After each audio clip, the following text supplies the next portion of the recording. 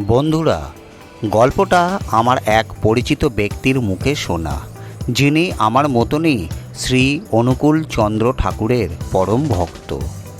তার দোকানে প্রচুর লোক সমাগম হয়ে থাকে, কারণ তিনি একজন সুপ্রতিষ্ঠিত ব্যবসায়ী, অর্থাৎ বিল্ডার্সের দোকান তার।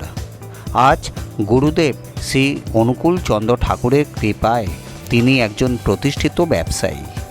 যাই হোক, আসল কাহিনীতে ফিরে আসছি। একদিন আমার পিতা তার দোকানে গেছেন প্রিন্টিং কাজের অর্ডারের জন্য। তখন নানা গল্পের প্রসঙ্গে ওই ব্যক্তিটি আমার পিতাকে শোনালেন এই সত্য অলৌকিক কাহিনীটি, যিনি এই ঘটনাটি এক গুরু ভাইয়ের মুখে শুনেছিলেন।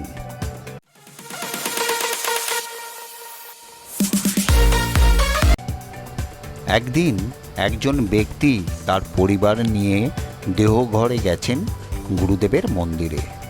সেখানে কয়েকদিন থাকার পর তিনি যখন আবার বাড়ি ফিরছিলেন, তখন ট্রেনে ছিল প্রচণ্ড ভিড়। ব্যক্তিটির স্লিপার ক্লাসের রিজার্ভেশন থাকা সত্ত্বেও তিনি তার জায়গায় বসতে পারলেন না, কারণ তার রিজার্ভেশন করা সিটগুলোতে কিছু সন্ডা মার্কা লোক বসেছিল আর তাদের বস্তাগুলো সিটের ওপরে রেখেছিল। ব্যক্তিটি লোকগুলোকে বললেন যে সিটগুলো তাদের নামে রিজার্ভেশন করা আছে, কিন্তু লোকগুলো তো কোনো কথাই শুনল না, উল্টে ব্যক্তিটিকে উল্টোপাল্টা গালাগাল দিতে লাগলো। ব্যক্তিটি ট্রেনের টিটিকে এই সমস্ত ব্যাপার বললেন। ট্রেনের টিটিও লোকগুলোকে বলল, কিন্তু কোনো লাভ হলো না। এরপর টিটি রেলওয়ে পুলিশকে ডাকতে গেল সাহায্যের আশায়। বউ বাচ্চা নিয়ে লোকটি বিপদে পড়ে গেলেন। অঝোর নয়নে তিনি কাঁদতে লাগলেন আর গুরুদেব অনুকূল ঠাকুরকে স্মরণ করে বলতে লাগলেন, হে ঠাকুর, আজ তুমি কোথায়? আমাকে এই বিপদ থেকে রক্ষা করো। তোমার ভক্ত আর তার পরিবারকে এই বিপদ আর অপমানের হাত থেকে রক্ষা করো। ব্যক্তিটি অঝোর নয়নে কাঁদতে কাঁদতে খালি এই কথাই গুরুদেবকে জানাতে লাগলেন। হঠাৎ কোথা থেকে একজন পুলিশ এসে সেখানে উপস্থিত হলো আর ব্যক্তিটিকে জিজ্ঞেস করলো যে সে কাঁদছে কেন। ব্যক্তিটি সমস্ত কথা ওই পুলিশকে বললেন। সঙ্গে সঙ্গে ওই পুলিশ ওই সন্ডা মার্কা লোকগুলোর উদ্দেশ্যে বললেন, এই जानवर का बच्चा, उठ यहाँ से, ये तेरा बाप का सीट है क्या? বলে তাদেরকে মেরে আর বস্তাগুলোকে সেখান থেকে দূরে ফেলে দিলেন। তারপর ওদের উদ্দেশ্যে বললেন, अगर कोई इस आदमी और इसके परिवार के ऊपर कोई तंग करोगे तो मार मार के हालत खराब कर दूंगा। লোকগুলো ওই ব্যক্তিটির হাতে প্রচণ্ড মার খেয়ে ভয়ে ভয়ে সেখান থেকে চলে গেল।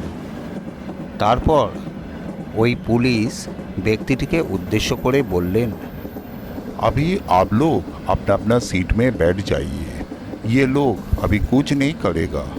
এই বলে তিনি সেখান থেকে চলে গেলেন।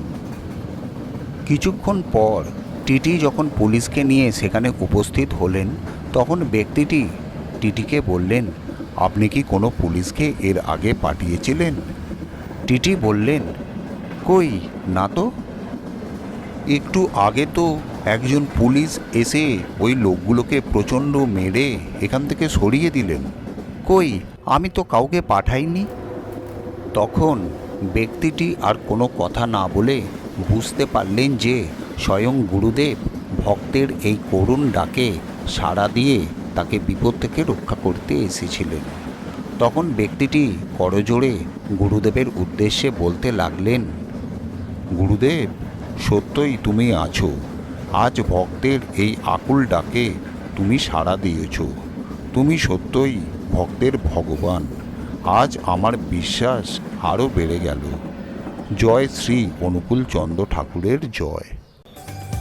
আশা করি বন্ধুরা আপনারা বুঝতে পারলেন যে ভগবানকে যদি মন থেকে আকুলভাবে ডাকা যায়, তাহলে তিনি অবশ্যই ভক্তের ডাকে সাড়া দেবেনই। তিনি কোনো ভক্তকে কখনোই নিরাশ করেন না এবং করবেনও না।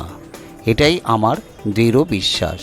কারণ আমিও গুরুদেব শ্রী অনুকূল চন্দ্র ঠাকুরের একজন ভক্ত এবং আজকে আমিও অনেক কিছু পেয়েছি ওনার আশীর্বাদে। জয় শ্রী অনুকূল চন্দ্র ঠাকুরের জয়।